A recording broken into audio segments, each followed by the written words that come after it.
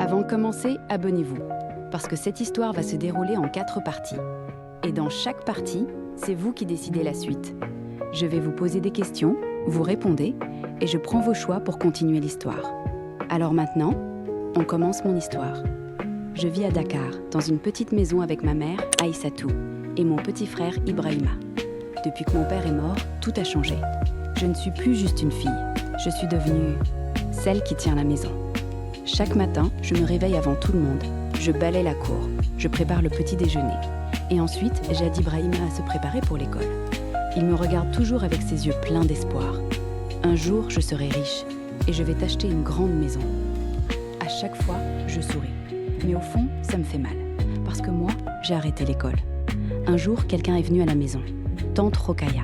Elle est toujours bien habillée, toujours élégante. Mais moi, je ne l'ai jamais vraiment sentie sincère. Elle m'a regardée de la tête aux pieds, comme si elle m'évaluait. Puis elle a dit quelque chose qui m'a mise mal à l'aise. « Ta fille est devenue une femme maintenant. » Je n'ai rien dit, mais je sentais que quelque chose n'allait pas. Puis elle a ajouté « Je connais un homme sérieux. Il peut changer votre vie. » À ce moment-là, mon cœur s'est serré. Plus tard, ma mère m'a appelée. Elle n'osait même pas me regarder dans les yeux. « Mariama, cet homme veut t'épouser. » J'ai senti comme si le temps s'arrêtait. « Maman, je ne le connais même pas. » Mais elle m'a coupée. « Tu crois qu'on a le choix? Tu vois comment on vit ?» Ces mots m'ont fait plus mal que tout, parce que je savais qu'elle disait la vérité. Mais moi, je n'étais pas prête. Quelques jours plus tard, je suis allée au marché, et c'est là que je l'ai rencontré. Amadou, un mécanicien, simple, mais différent. Il m'a aidé à porter mes sacs. Puis il m'a regardé comme si il voyait quelque chose que les autres ne voyaient pas.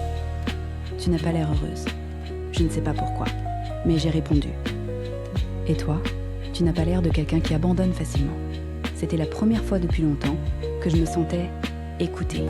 À la maison, c'est devenu lourd, très lourd. Ma mère insiste. Tante Rokhaya revient encore avec ses promesses. Une maison, de l'argent, une vie meilleure. Mais moi, je me demande juste à quel prix. Cette nuit-là, je n'arrivais pas à dormir. Je regardais le plafond, sans bouger. Et une seule question tournait dans ma tête. Est-ce que ma vie m'appartient vraiment? Puis, j'ai entendu frapper à la porte. Mais qui frappe à ma porte à cette heure?